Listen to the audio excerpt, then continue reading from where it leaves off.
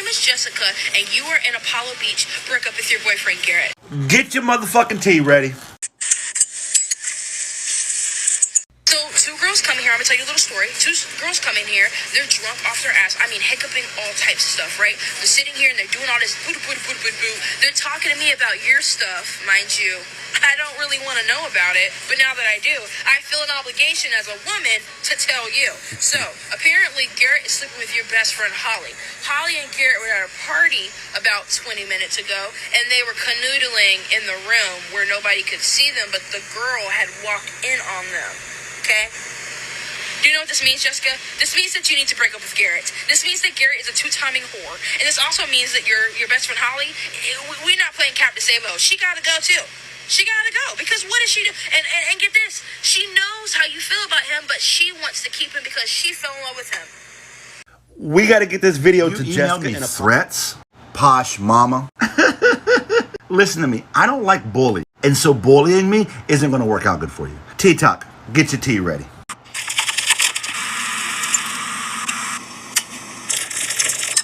Guy-El Chismoso ginger tea. Get yours today. Link in bio. Yesterday, I posted this video. Put a finger down if your father's girlfriend purposely unalived him by running him over with her minivan. She goes on to say she was 14 when it happened. She's 24 now. For the last 10 years, she had no idea all the details that happened to her father that night. But recently, she learned the woman who did it is a popular TikToker. She began looking into things. Some people reached out to her. And soon enough, she knew more than she'd ever knew before about what happened to her father. So she's on here telling her truth, her story, that she's entitled to tell. In another video, she identifies the popular TikToker as Posh Mama. Now, she can't be that popular because I never heard of her before. Before yesterday, that is. But today, I find 4 emails from this Posh Mama, Esther Brubaker.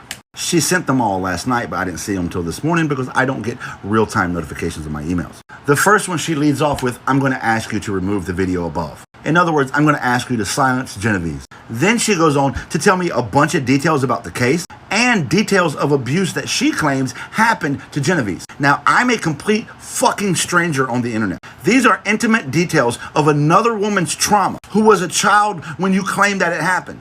And you're just freely sharing them with me? That's gross.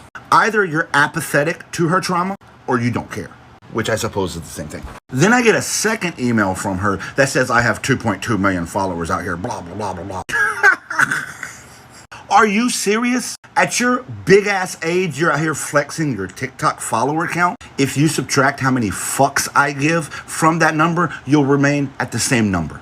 In fact, I couldn't give a fuck less if I tried. Just before I posted this, I stopped, I paused, I stared off into the distance, and I tried and I concentrated really hard on giving less of a fuck than I gave. But alas, I could not, because I am 2.2 million times out of fucks to give about your bullshit social media account. This is my favorite part. I got a third email that said, hey, I appreciate you removing the video. For some reason, she thought I removed it. I didn't. Then she's like, you have a great platform and I wish you continued success. As if behind the scenes she's saying, yeah, if you didn't remove it, I would have destroyed your platform. What? In the first email she had mentioned, I've already filed numerous lawsuits against other creators. Number 1, threatening me with a lawsuit's not going to work. Number 2, I got friends in public places. And we looked up all the public information about any suits you filed. You filed one against a Mr. and Mrs. Phillip. I don't know who that is, if that's a creator. But in either case, you haven't filed several suits. I'm out of time. I'm going to go to part 2. Because I haven't even gotten to the transphobia yet. Say what? The juice is in the freezer. It's getting colder and colder. Not my ex from 10 years ago's wife, who used to bully me on the internet, commenting LOL on the video of me getting my heart broke. This is a story of internet justice and some piping hot tea. Oh, there's some tea.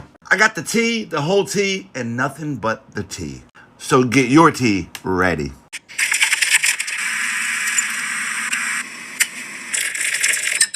Guy-El Chismoso ginger tea. Get yours today. Link in bio. So the Miss Rain comments LOL on a video where we were talking about how we got our heart broke. Before I show you what happened next, let me first show you the video that she commented on. I just found out this morning on live public radio that I have been played, lied to, and gaslit. So backstory, we reconnected with the guy that we used to talk to back in 2012. Nothing serious, we used to just talk. Well, he was selected by this radio show to be like a bachelor that they match up with somebody. And we saw it on the internet, like our local radio Facebook page. So we hit him up like, yo, you're going to be a bachelor on that show? He's like, yeah, fuck it, I might as well, right? And then he tells us he did this once before, but it never actually made it to the show because the show matched him up with the woman that he was supposed to go on a date with, but he started dating another woman that wasn't that woman, so the radio show was like, nah, we're not gonna do it. So we tell him, well, if you want to fuck it up a second time, you can take us out.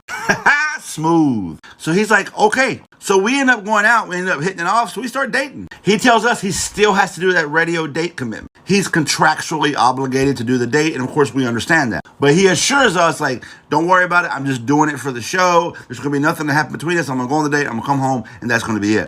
So we trust him because he convinces us that he cares about us. The day of the date comes. He goes on the date. We don't ask any questions. We just, let it happen. And then the next day, he has to do a radio interview with the radio show. And also, we haven't heard from him since he went on the date. We didn't watch the radio show because we didn't want to hear anything about it, but our friend Michelle did. Here was the radio interview. Feel that? Did you feel like you really killed it last night with her? Yeah, it was a good time. Did you feel like romance? There's a lot of romance there. There was. It was like romance. Was the romance afterwards? Because we heard you guys went to the bar after that. Guy tried to sneak away from the cameras. Yeah. It's a date because you guys got together this last weekend. Heard that? Did you bring the darts and put them in your pants and say, look what I... Michelle commented this on the live Facebook post. Yes, I have a friend, Michelle. So clearly more happened on the date than just nothing. And apparently they went out last weekend, even though he told us he's never met her before.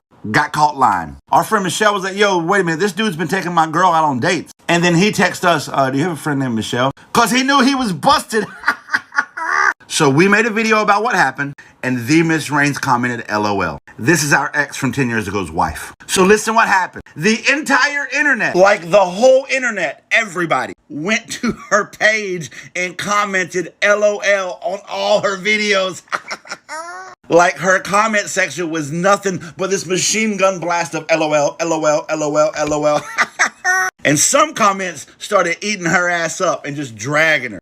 I don't have those screenshots, unfortunately. But she got bombarded with so many comments that she deleted her entire account. So don't go look for her. The account doesn't exist anymore. But she learned a very valuable lesson. When our friend just got her heart broke and she posted a video about that heartbreak and your creepy ass has nothing better to do but laugh at her pain, then the entire internet is coming for your ass. This is why I love TikTok. This is TikTok justice. To our friend Andrea, you dodged a bullet, girl. Fuck him. You can do better. Thank you for making this public so that I can make it publicer. Thank you for inviting us into this relationship. And thank you for leaving his ass on red. Because, guys, that's what she did. When he started texting us, blah, blah, blah, hey, you got a friend, Michelle, all this shit, we never replied. We just left him on red. He will be eternally left on red. The juice is in the freezer. So apparently not a lot of people know about this new update on the iPhone. In my last video, she talked about how she found out our boyfriend was cheating on us by checking his deleted messages. And then there was a bunch of comments like this, like, wait, how you see deleted messages? So it seems to be time for a jolly good tutorial. But first, get your tea ready.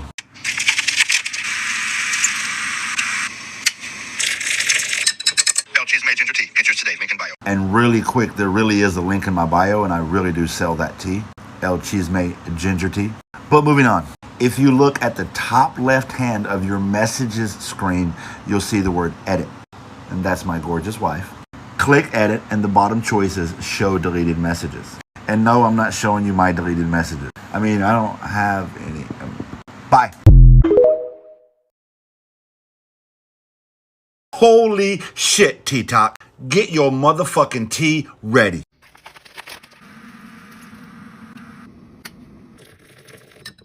El Cheese made ginger tea. Get yours today. Link in bio. We did it, guys. We did it. Holy shit. 1 million, 2 million, 3 million, 4. This calls for a celebration. And I got two things in mind. Number one, a shot of bourbon. Because every once in a while, you need a splash of bourbon in your tea. Ooh. I don't even drink anymore, so this might hit hard. Ooh. Cheers, TikTok.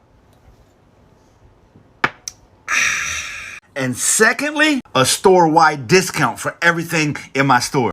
to include these 2 mugs I just added right now. This one was requested by a lot of people. So here it is. I only have 100 pre-printed. They'll be at my house on Monday. So get your pre-order now. First come, first serve. Same thing for this one. It was by request. I only have 100 pre-printed. They'll be at my house Monday. First come, first serve.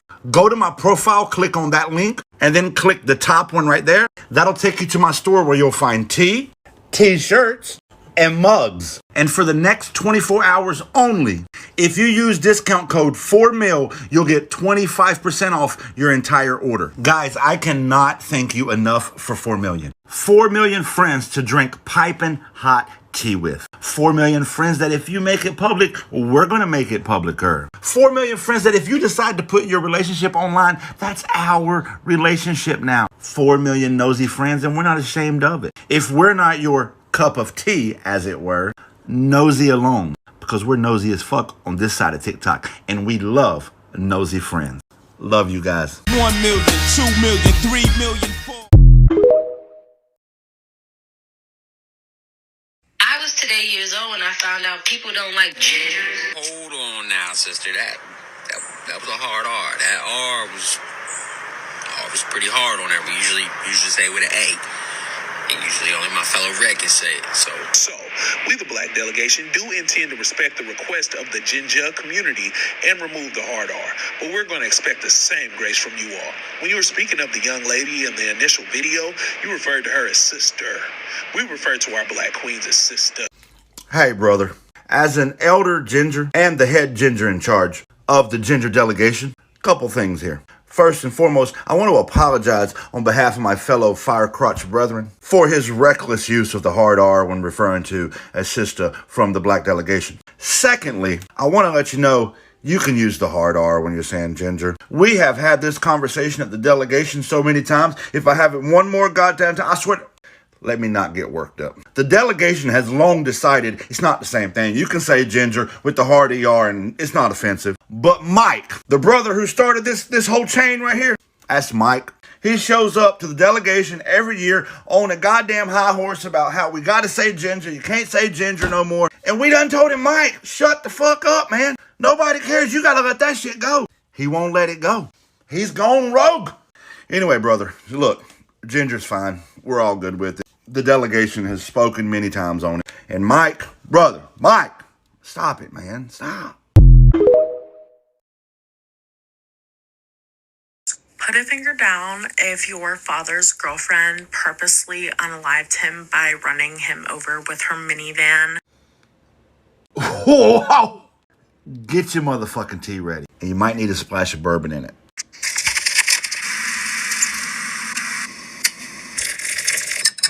Cheese made ginger tea. Get yours today. Link in bio.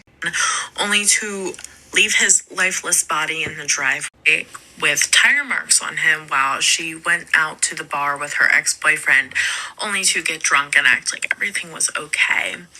The girlfriend only gets 2.5 years. She gets a plea deal, involuntary manslaughter.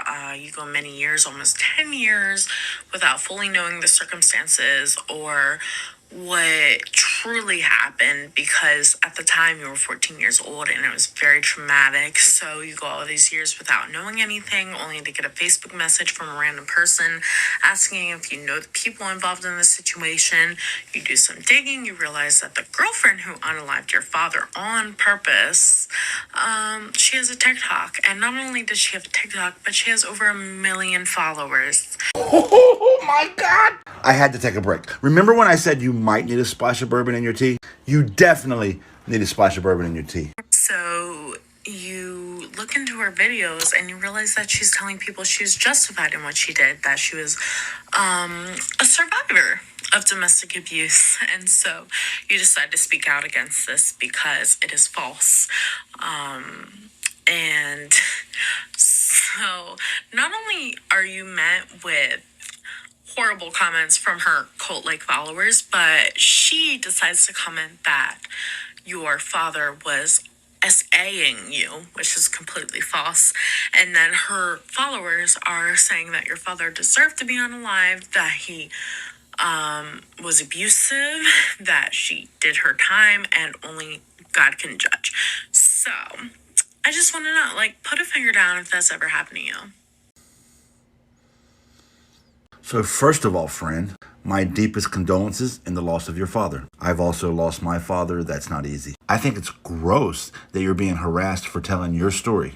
If you were 14 when this happens, I would argue you have a pretty good memory of what was happening prior to that happening. And so for this other person to tell you what your father did to you that you know was false is very gross.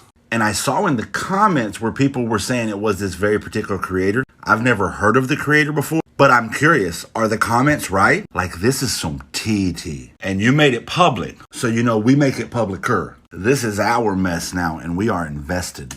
Who's the creator, friend?